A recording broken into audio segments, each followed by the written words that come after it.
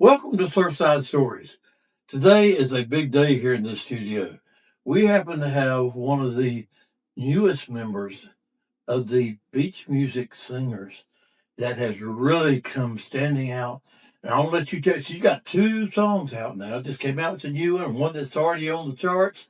We'll let her talk about that, dear. But Jennifer James, glad to have you here in the studio. Thanks for having me. I'm excited. But the situation is, most of these people like me, they know you now because of your songs you got out there. They have no clue where you came from, how you got into music, and how you got where you are today. So I'm going to let you start. The youngest you can remember ever doing anything in music, you take it and run with it. All right, awesome. Oh gosh. I would say probably middle school. I was doing like flute and clarinet and doing choirs. And of course, growing up singing in church, probably when I was in elementary school, I just don't remember it. But I definitely remember in middle school doing that and singing for choirs at church. Yeah. And then kind of fast forward to high school, I went to public high school and I did choir, I did theater, I sang in church. Ooh. Yep, I actually led worship as well. Now, theater for these musicals or regular, just dramas or both? It was both. Okay. It was both. I loved musical theater so much that I almost went to New York when I was 18 to do Broadway. I always wanted to do Disney Broadway. That was like my dream. And I let a boy keep me in Georgia, unfortunately. It was, first love situation, like first everything, just a huge deal. And I was like, I don't want to be away from him. So, I always think like what would have happened if I would have made that choice. Yeah. But it wouldn't have led me here, maybe. So, Well, we're glad you're here, so go ahead. Yeah, well, thanks. Yeah, but I did musical theater and drama all throughout high school. I was president of my drama club. I would go on like national thespian conferences and do performances of monologues and songs and things like that. And then I kind of took a breather from singing really up until I was in my 20s, maybe 30s, somewhere in there. Yeah. It's a little bit of a blur, to be honest with you. I did go to Nashville for a little while. Did some kind of duo type things there. I've sang in a million Mexican restaurants. I can tell you that. You sing in Spanish? No, I wish I did. I'm actually learning Spanish right now. There's a fun fact for you. Yes, I'm learning Spanish, so that's cool.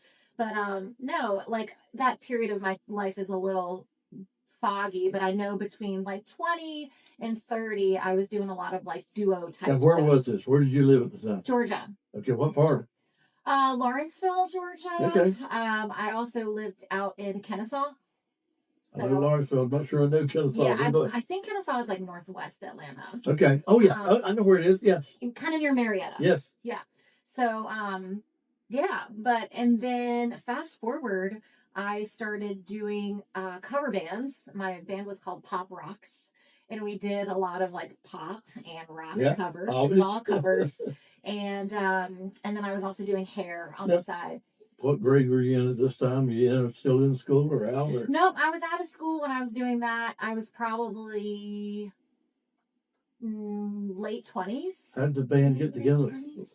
I saw an ad on Facebook, I think, that they were looking for a female singer.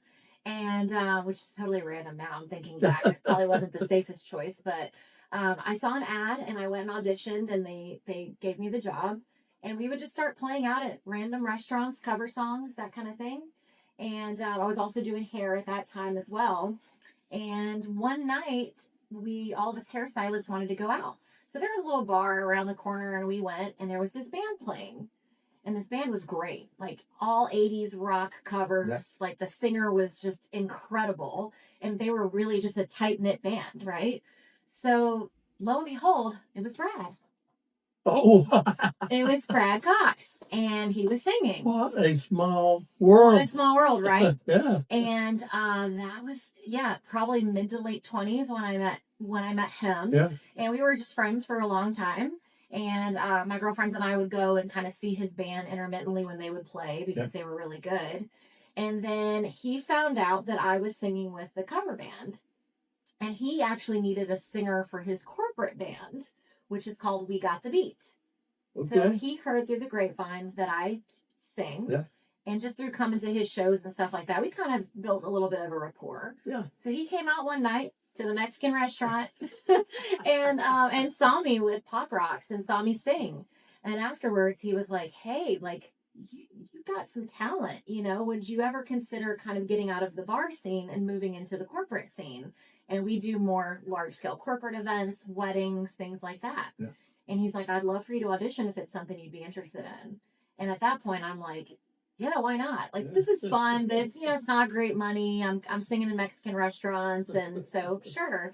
So I went and did an audition, and he gave me the job. I found out like the next day, I think, and I learned about 40 songs in 2 weeks and did my first show with them. Oh, wow. And it was at the Breakers in West Palm Beach. How many people here in beach music are going to have a clue that happened? Yeah, well now you know. Yeah, but it was just crazy. It's so funny how life puts you in these moments where you just randomly run into somebody and your whole life changes. Yeah. You know, I just think back about seeing him perform that night, and then now it's led us to this beautiful life that we have. You know. So, what songs were you singing when you started doing the industry band? What type of music was that? Yeah, so we do 80s rock, 90s hip hop, pop punk, current. It's all over the map. We do throw in some Motown.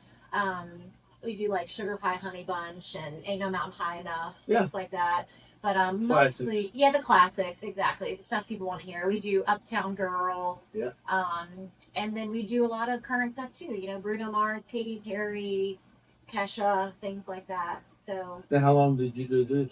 I have been with We Got the Beat now since that day, and it's been about 13 or 14 years now. Wow. And so y'all still doing some of this? We are still doing this. Okay. Yeah, we're doing large scale corporate events. We've done events for like. You're still in Georgia at that time? Still in Georgia at this time. Okay. Yes. How did things progress in Georgia? Yeah, so Brad and I eventually, of course, personally got involved. He is now my fiance, actually. But we personally got involved. Congratulations. Thank you. And when we were looking at purchasing a beach home, Brad had grown up coming here, going to Garden City and Surfside. Yeah. And then throughout the time that we had spent together, we had come to North Myrtle Beach and Cherry Grove to visit. Yeah. So when we said, we need a beach house, why don't we look in the Myrtle Beach area? And so we did that, and we found a place in North Myrtle Beach. Fun fact, we were not able to see the house personally. We had to purchase it. And our real estate agent was like, this is the one. This is the one. He actually sent us little videos and everything. And we had to put in an offer on it without being here. It was crazy. That's common these days. Oh my gosh. That's common. Okay, go ahead. Yeah. So anyway, side note on that. But so we ended up purchasing this wonderful house. We ended up renting it for about a year and then just coming here for vacation. And one day we just kind of looked at each other and we're like, what are we doing? Like, we're living the rat race every day in Georgia. The traffic is terrible. It's just different. There's a different vibe and feel. We love being at the beach. Like, the people are just amazing. The beach is great. Why aren't we there full time? So we made the move. We made the move about 3 years ago, full time. I was working at a veterinary hospital at the time as a vet tech, and they actually created a remote position for me. No clue. Yeah, Vet tech. wow. Yeah. I've been a vet tech for, I want to say, like 6 to 8 years, maybe. When we finish this, I got a question to ask you. Yeah. Off the air. Yeah. Okay. Well, it's a veterinary question. Nice. Hopefully, I can help. But yeah, and that was the only thing holding me in Georgia was that job, because I really loved the company that I worked for. They were wonderful, and so I said, hey, would there be a way that I could move to the beach and have a remote position? And so to this day, I'm still working during the week for that animal hospital, just remote, like a remote vet tech kind of. That's awesome. And singing every other time that we've got shows on weekends and some weekdays. Wow. Yeah. Okay. How did you talk him into doing a single, or did he talk you into who's initiated that? You know who it was that talked us into a single was Gary Louder. Oh, really? It was. Oh, I should have known that. Gary's a long-time good friend of mine. Gary is just such a special person. He's so great. He's got a good energy. He's insanely talented. One of my favorite people, hands down. But, once Brad and him kind of got the studio up and running, he found out that I sang and he had heard some of my stuff. And he's like, Brad, you got to get Jen to do a original song around here. Like, she would be great. Her voice is perfect for it. We need more females in this industry. Amen. And so, lo and behold, we just started talking about it and kind of joking about it. Like, yeah, we're not going to do that. And then eventually, Carolina's Home was born. And we wrote that song, which is going to always, that You song say is always we, going to be you and Brad and together? I. Mm-hmm. Okay. Brad and I co-wrote Carolina's Home, which is based on experience, of course, of just moving here and feeling like my soul is at peace and this is my home now. And so it's a very personal song. That song is written from life experience. And I feel like no matter however many I release now, Carolina's Home is always going to have like that special place in my heart being the first, From those of us back in the Motown days, most of the good songs were written about a lifetime experience. Yeah. And it's you're just carrying that tradition out. Yeah. I tend to try to write about personal things, or at least something that I can relate to if it's not necessarily an experience. I just feel like it helps with my vocal performance and just helps. You're comfortable with it. Absolutely, because you know the content, Yeah. So, but yeah, we Brad and I co-wrote Carolina's Home, which again is just about my experience here, and I'm lucky that it's been accepted and we've had some success with it. It's doing well. It's been on the charts quite a number of weeks now. And there've been a lot of different charts, probably on 5, 6, 7 different charts right now. Yeah. Which that's excellent. Well, tell me about the new song. What's the name of it? How you came about it? I love the song. I've heard it a number of times. Thank you. I want to know how it came about. Yeah, so Taking It Easy is the newest single. Brad actually spearheaded most of this one. He had this melody line in his head that he could not get out. And he kept singing it to me. He'd go, taking it easy. That's all I hear. That's all I hear. That's all I hear. And he said, I think it could be a good chorus. Like, what do you think? Yeah. So we were in our van traveling to a show at the time. And he's like, get out your phone. I get out my phone. He gets out his. He pulls out the little keyboard app on his phone and starts messing around with it and trying to find out like where the song needs to sit. And I start kind of writing down some stuff. He starts contributing, and that's how it was born. It was literally born in a van, yeah. But it all stemmed from that melody line that he had in his brain. And what was that melody line kind of? Taking it easy. Okay. And which is now is the chorus. The title. Yeah, it's the chorus and the title. So we got home, we wrote the rest of it, and now it's out there. And Taking It Easy is just a song about taking a step back, you know, from the chaos of life, and we're always so worried and hurried and that. And sometimes you just gotta take it easy, And I can probably learn from my own song because I get out of control sometimes and need to slow down. So I think people can relate to that, though. Oh, absolutely. People love songs that they deliver with feelings. Yeah. And the songs like these, you can tell with both of you delivered them with feeling. People love that. Love that. Did you find that making the transition to beach type music from the industry music, was it difficult, easy, or did it natural? I think it was natural. Like there's something so special about being able to create an original song. Yeah. Singing covers is great and it's fine and it keeps people happy and whatever, you can make it your own. Yeah. But there's something about starting from ground zero and just having an idea and crafting an idea into this beautiful song that it becomes. Yeah. Being able to have an idea, write it out, and then sit with the musicians in the room and say, hey, play it this way or play it that way or let me hear it like this, and then go through the revisions of the song. And it's just when you're done with that, there's such a feeling of accomplishment and pride, you know? And that's one thing I will say with Brad is like Brad is so genius at hearing something in his head and allowing it to just come together. If he hears it and he's able to sit in the studio, not only with the artist and help me sing it and get the right delivery, but with the musicians and say, hey, let's try playing it this way or try playing it this way. And I think that he's a genius when it comes to that. So I'm lucky to have him be a part of my songs, I'm going to ask you a difficult question now. Yeah. Now that you're in beach music. What is beach music? Wow. I think beach music is a vibe, a feeling. I don't necessarily think it's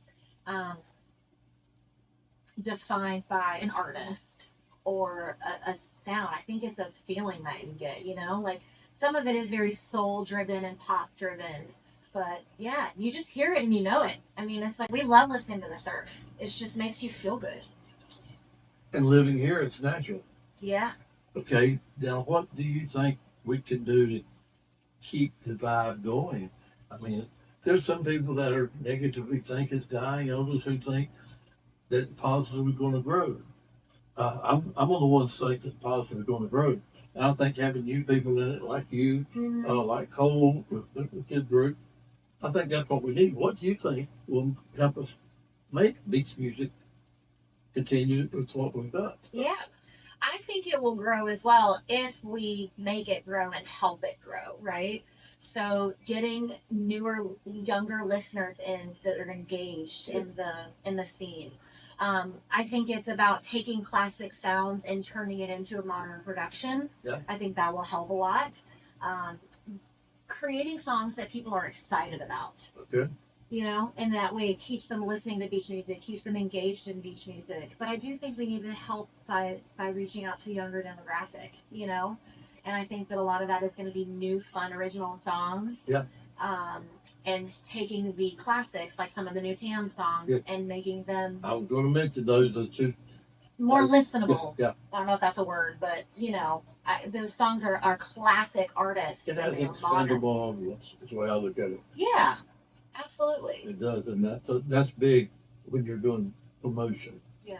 Which I do along with production.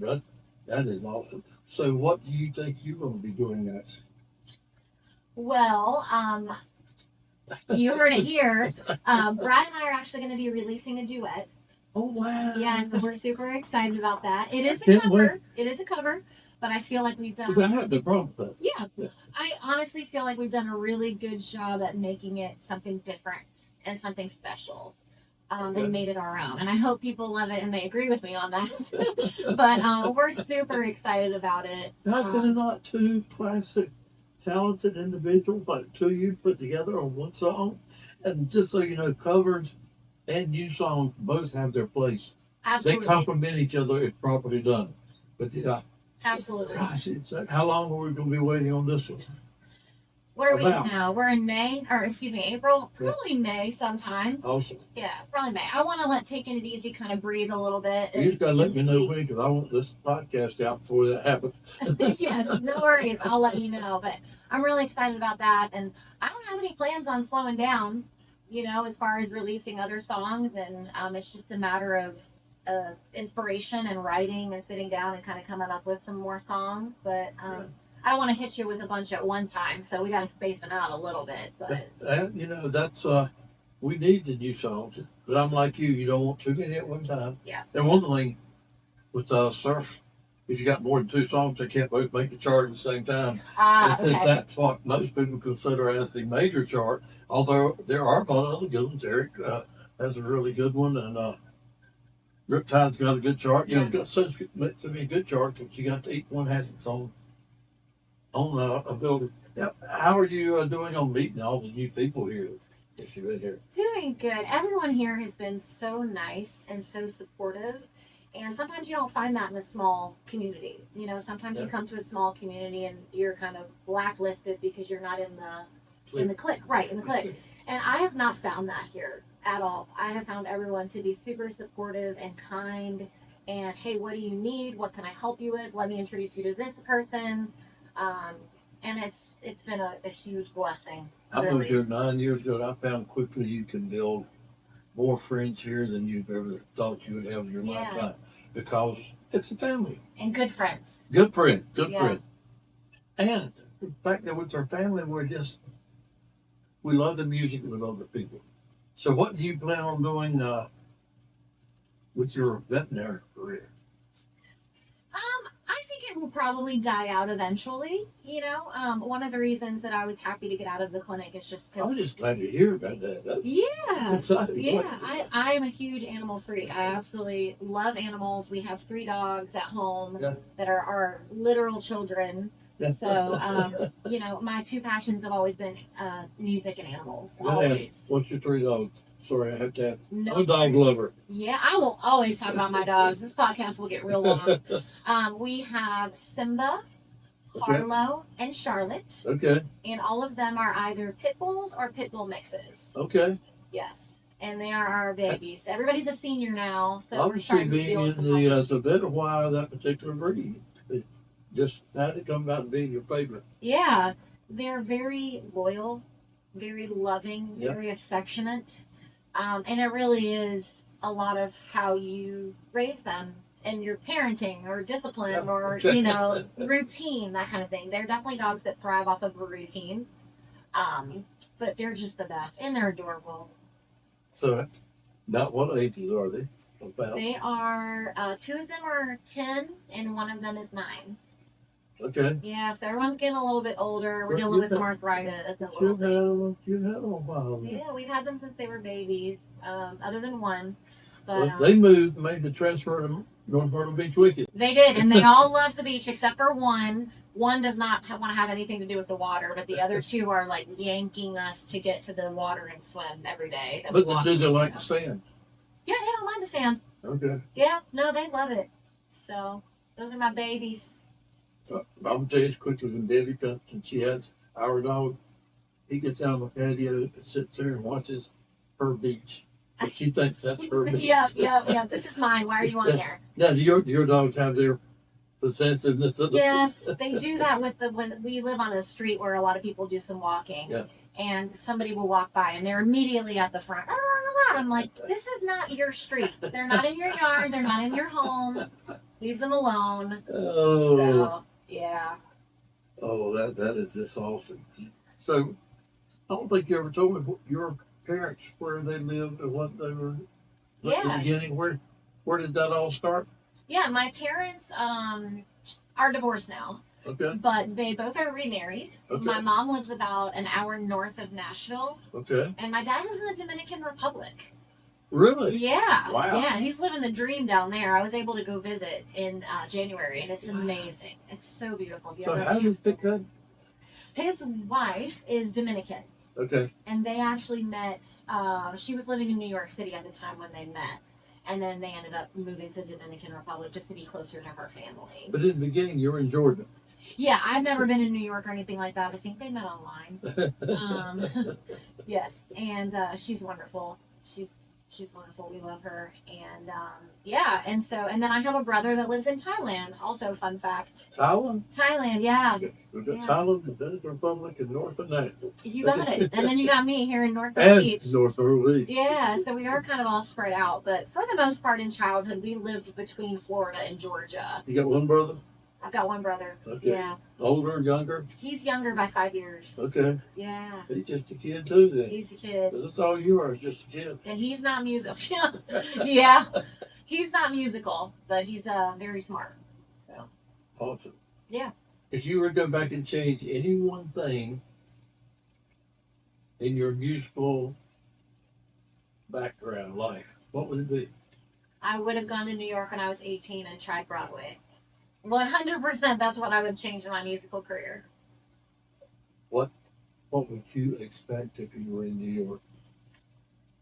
I don't know. I just, at that stage of my life, I was so vibrant and excited, and I wanted to be in the big city where there was so much going on. Like, I had a plan to work at, Planet Hollywood. I think Planet Hollywood was a restaurant at that time. I wanted to work at Planet Hollywood during the day or during the nights and then do shows and stuff. And I just had this big grand plan, and I've even thought about going to, not now, but when I was younger, even doing like Disney in Orlando. Yeah. And doing some of their stage shows and stuff like that. Like, I just always had such a huge heart for Disney Broadway. Yeah. And it's just not knowing now at 18 if I would have gone, would it have worked out, Yeah. So I think that'd probably be my biggest thing I would change.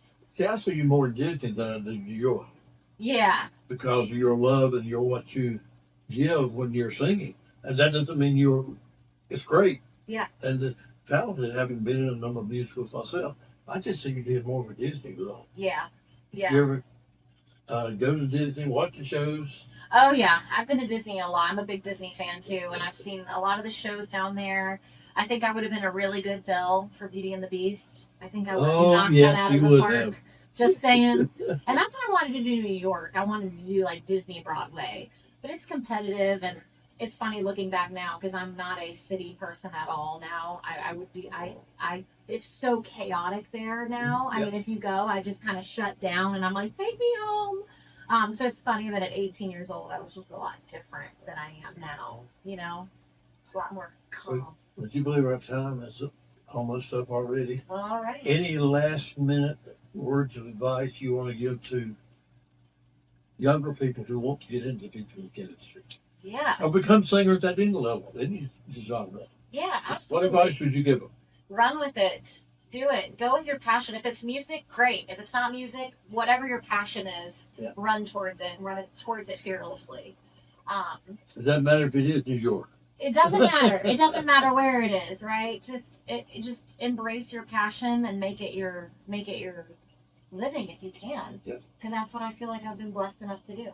You certainly have. Yeah. We're so proud to have you in North Carolina Beach. Great having you as part of the beach music family. And from the first day I met you, I knew you'd get right in. That was never a question. Thank you. I appreciate it. And I will just say in closing, I know I already said this, but I want to say it again, is that I am so appreciative of the community that we have here and the online community with the radio stations and things. I've been so blessed and lucky to have the response I have with Carolina's Home, and will hopefully continue to have through Taking It Easy. And